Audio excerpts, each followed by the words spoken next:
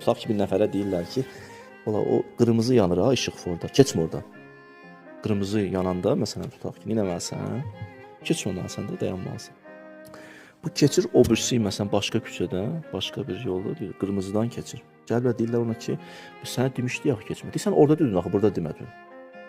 Deyir, bala, sən bütün günü biz inəməliyik, bütün işıq forları gezdirməliyik ki, qırmızıdan keçmə. Birini bir salmışıq, keçmədi o birisindən də. Sənə yol başı salmışıq, izah vermişik. İndi Allah Teala Quranda yol göstərir, xətt verir. Lazım deyil ki, bir at yazsın. Bir bütün günü elə Quran olar. Bütün ziyarətgahların adını yazıyorlar orada.